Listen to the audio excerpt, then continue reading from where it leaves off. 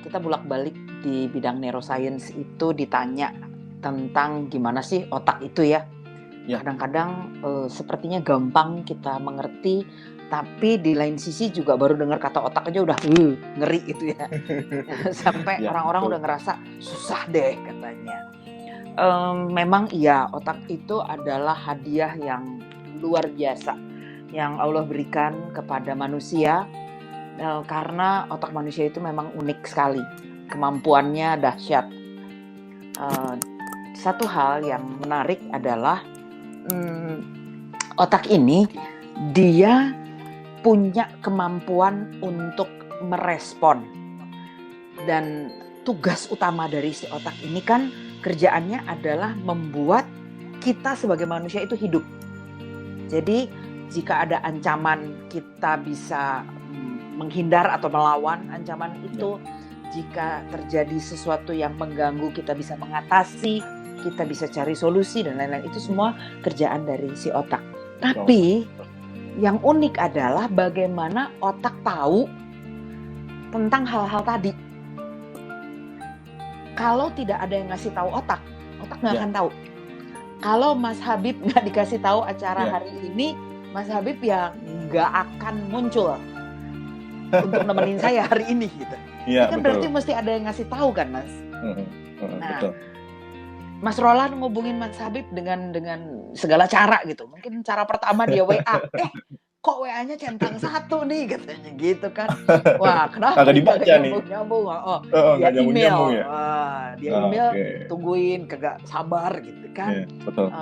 Dan ada berbagai media komunikasi lain mungkin dicoba. Nah, itu kalau dijadikan analogi untuk bagaimana si kerja otak itu menerima info, menerima stimulus, itu bahasa kerennya, menerima rangsangan dari luar bahwa ada sesuatu yang harus direspon.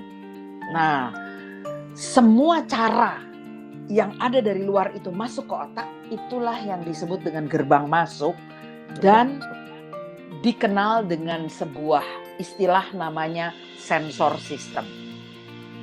Jadi dia mirip radar gitu loh, Mas. Ngeng, ketangkep gitu kan. Iya.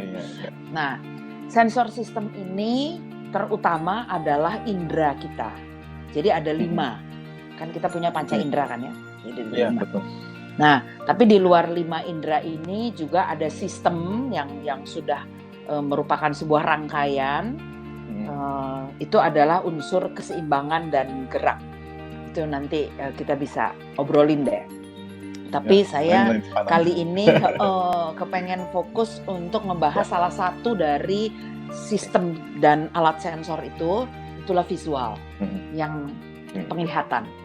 Karena ternyata si penglihatan ini bukan hanya untuk menerima informasi dalam bentuk gambaran yang kita tangkap, tapi dia juga punya fungsi-fungsi yang lain. Makanya pengen diobrolin malam ini, Mas. Oke. Baik, gimana Bunda? Kita sekarang pertama kita nih nggak membahas tentang organ matanya ya Bunda ya. Kita lebih bahas pada bagaimana menangkap informasi kemudian diterima ya gitu ya sama otaknya. Saya ini sebenarnya awam banget sama yang otak gitu ya Bunda ya. Tapi ketika berbicara tentang neuroscience yang ada di benak kepala saya tuh kayak bagaimana dari visual kemudian menjadi sebuah tindakan. Itu aja sebenarnya saya konsepnya seperti itu aja gitu. Menarik. Gitu, Iya juga. Menarik gitu. Bener banget sih, bener banget Mas Habib. Jadi itu cepatnya. Jadi instannya itu kita lihatnya tuh gitu. Instannya seperti bahwa, itu. ada sesuatu yang dilihat lalu beresponlah dan itu menjadi sebuah tindakan, bener banget. Tindakan itu bisa dalam bentuk tindakan action dalam gerak, action dalam mikir gitu kan, keputusan yang diucap itu memang betul sekali. Nah, jadi kalau boleh cerita sedikit nih ya Mas Habib ya. Selain mata itu memang punya tugas untuk menangkap segala sesuatu yang ada di luar tubuh manusia dalam bentuk pantulan-pantulan cahaya yang Ya. ada perbedaan-perbedaan, wah pokoknya gelombang cahaya bla bla bla gitu ya ceritanya ya. Tapi di luar itu semua yang bisa kita pelajari lah itu di biologi, dan mungkin ahlinya lah dokter mata yang ngobrolin soal itu ya Mas ya. Tapi kalau buat kita yang adalah pelajar, pekerja, orang tua, pendamping anak-anak gitu ya, pengasuh, menjadi sangat penting untuk bisa mengenali penglihatan dari anak-anak yang kita dampingi. Karena ini seringkali terluput. Saya beberapa kali dalam beraktivitas, saya mungkin mendalami hal ini karena saya sendiri punya keluhan, Mas. Sekarang ini kondisi saya di mata aja tuh kering banget. Nanti tiba-tiba dia berair tapi bola matanya itu bisa tetap kering gitu. Jadi airnya itu tidak membasahi keseluruhan, tapi cuma ngalir dari lubang langsung keluar, itu. Tapi malahan ke dalamnya kurang gitu. Jadi rasanya terganggu sekali. Nah, satu terasa keset mata. Apa sih bahasa Indonesianya kalau keset, Mas? Iya, keset. Kering ya. Kering betul. Itu udah satu kerasa. Kedua, ternyata yang terasa adalah pada waktu membaca atau melihat sesuatu dan mata ini harus bergerak kanan kiri, itu di sekitar rongga mata sampai ke pelipis ini, ke kening kita, itu bisa terasa letih sekali. Nah, memang bagianku di neuroscience terapan tuh ya, bagian obok-obok ya. Jadi saya baca, saya cari-cari dong Mas. Kenapa gue begini nih ya? Kenapa saya ngalamin yang seperti ini? Dan saya makin menekuni apa yang saya pelajari di neuroscience ini. Ternyata mata ini tuh dipegang. Jadi ibarat bola tuh benar-benar Mas, dia dipegang sama otot. Dan otot yang megang itu ada 3 pasang. Otot yang horizontal kiri kanan megang. Lalu ada otot yang vertikal atas bawah. Jadi ini bola mata ya, itu dipegang sama otot gitu. Terus ada otot yang melingkar dari samping ke samping itu, yang membuat mata kita itu jadi bisa berputar. Bisa berputar. Jadi, kalau kita ngelihat ke atas tuh bisa lihat ke samping, ke bawah itu muter lagi lihat. Aku sekarang lagi nggak sanggup melakukan itu karena lagi ada gangguan. Nah, ternyata memang kalau kita terjadi gangguan di bola mata ini, kering, berair, pedih, atau ototnya itu tidak sama. Misalnya nih, kalau kita diminta ya Mas ya, angkat satu tangan, terus kita ngobrol nih, ini tangan diangkat terus, lingkaran kan kram ya. Nah, kiri sama kanannya kram, kirinya enggak. Itu kalau kita mau melakukan pekerjaan apa-apa tuh akan jadi beda. Karena ada, aduh badan gue sakit sebelah nih gitu ya. Nah mata tuh ternyata sama. Jadi kalau ada salah satu dari 3 pasang otot yang mengalami keletihan yang beda, itu membuat si gerakan bola itu berubah. Itu mengakibatkan gangguan sampai ke kepala, sampai ke tengkuk. Itu nggak nyaman semua. Nah, saya lagi membayangkan kalau seorang anak mengalami hal itu dan kita nggak memahaminya. Jadi saya jadi sering mengamati anak-anak dan saya mengajak mereka untuk tenang. Paling enak, saya sekarang lagi bantu Mas Roland juga nih, urusan dongeng-mendongeng. Cuman begitu mesti ngeliatin berlama-lama cahaya, wah langsung sakit kepalanya ya. Baca tulisan, pening gitu. Saya lagi membayangkan anak-anak mengalami hal yang sama. Padahal Mas, zaman sekarang ini anak-anak dengan stay at home, mereka kan screen time-nya agak nambah ya. Iya, betul. Bukan karena main, tapi banyak pelajaran kan jadinya kita lewat gadget kan. Iya, betul. Ukurannya kecil Mas. Nyalanya nggak selalu diatur. Dan mereka mesti melihat yang biasanya di sekolah, wah bebas ngelihat guru tuh jauh, wah teman hai jauh gitu ya. Sekarang tuh deket-deket gitu. Zoom. Kita kalau nggak nekat-nekatan nih, ini saya barangnya kecil tapi saya jauh-jauhin aja gitu. Karena kalau nggak saya nggak bisa lihat wajahnya Mas Habib juga. Burem nggak jelas. Jadi Mas, ternyata itu mempengaruhi kita secara emosional. Ketidaknyamanan itu juga mengganggu interaksi. Jadi saya lalu melihat bahwa, anak-anak, apalagi kalau itu anak-anak masih usia dini ya, yang belum bisa bilang, matanya nggak enak, dia belum bisa ngomong. Iya. Karena dia belum punya experience sebelumnya dan Betul. dia, ya ibarat kalau kita dikasih pare, kita nggak pernah tahu manis, kita tahu makan pahit ya dimakan aja dong gitu ya. Anak kecil kan belum pernah mengalami masa-masa wah bisa lihat enak gitu. Dia sekolah aja baru sebentar kali di PAUD tuh ya. Iya, betul. Tahu-tahu udah mesti stay at home sekarang. Iya. Itu dia nggak cerita bahwa dia mengalami gangguan. Nah, kalau kita tidak bisa melihat, mengobservasi dengan baik, kenapa tuh kelopak matanya kedipnya lebih sering? Kedip-kedip. Atau itu kenapa bisa tuh? sering. Kok tiba-tiba dia jadi sering ngangkat alis gitu? Ya. Atau kenapa jadi kucek-kucek melulu? Jangan cepet-cepet memvonis itu debu tuh, bulu mata tuh. Jangan terlalu cepat memvonis begitu gitu. Kenapa nggak kita perhatikan? Salah satu tips saya itu adalah coba kita minta anak itu untuk ngelihat ke depan, ngelihat ke kita gini, Mas. Habis itu bola matanya jangan goyang-goyang, tapi kepalanya suruh noleh kiri kanan. Oke. Tapi matanya suruh tetap lihat depan. Oke. Itu ternyata nggak gampang. Jangankan anak, dewasa aja banyak yang saya minta begitu, bengong dulu gitu. Nah, itu matanya ikutan goyang tuh. Coba matanya diem, kepalanya aja goyang. Kepalanya goyang.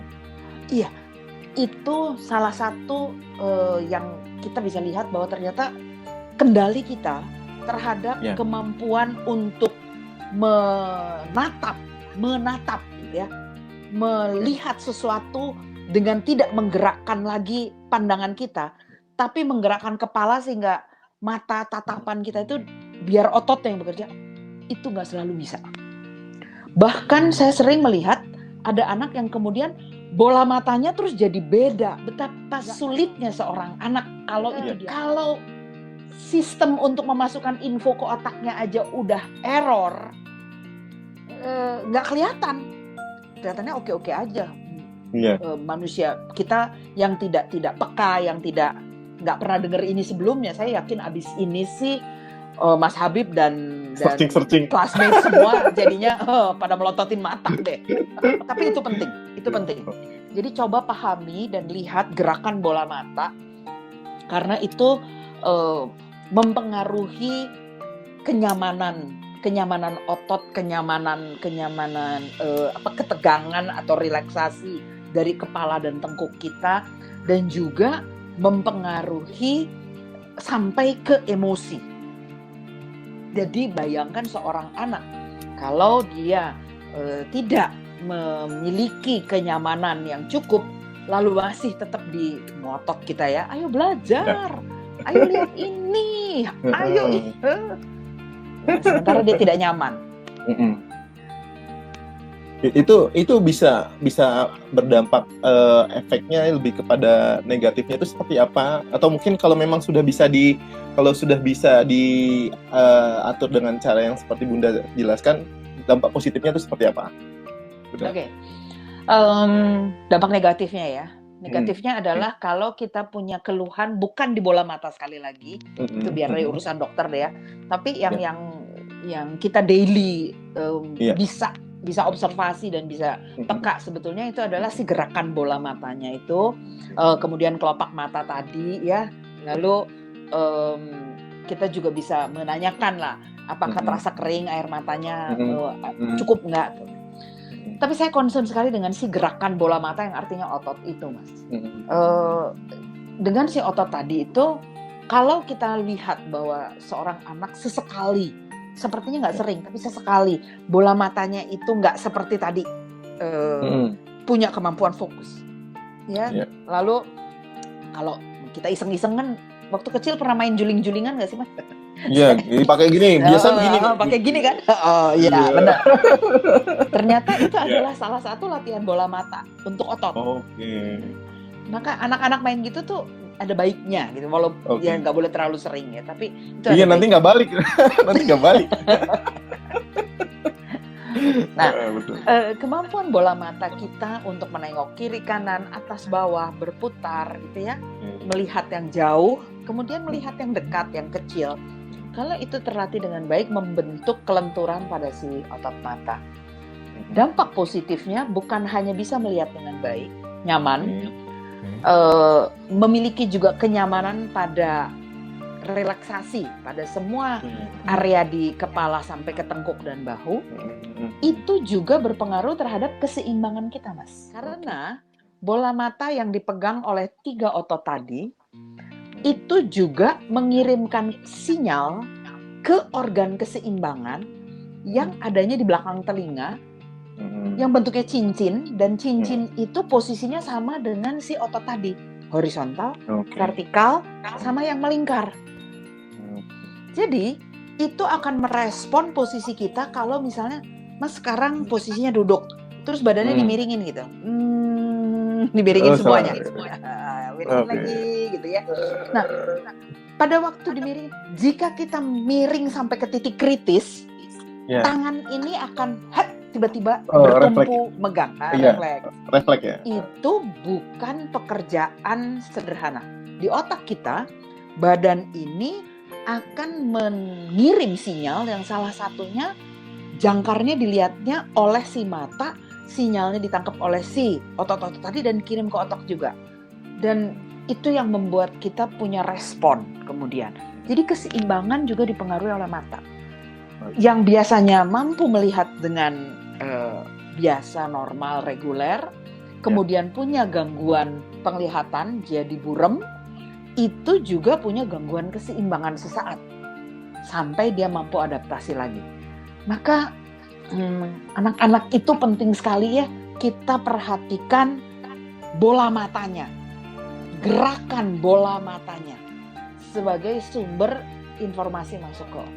Kalau melihat itu kan berarti dia menangkap pantulan dari cahaya, membentuk benda, dan kemudian itu ditangkap oleh lensa mata, dikirim oleh sistem sarafnya untuk diterima oleh otak, lalu oleh otak diproses.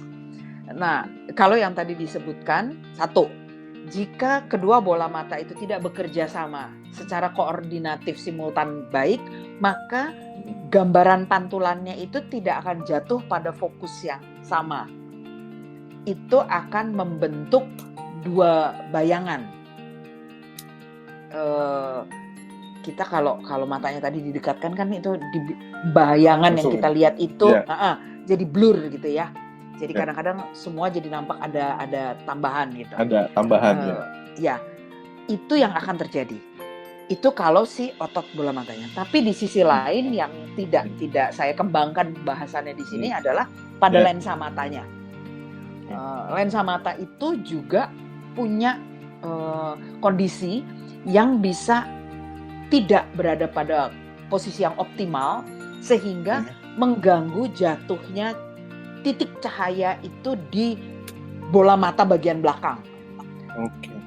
Yang ditangkap pada ujung-ujung sarafnya untuk dikirim ke otak.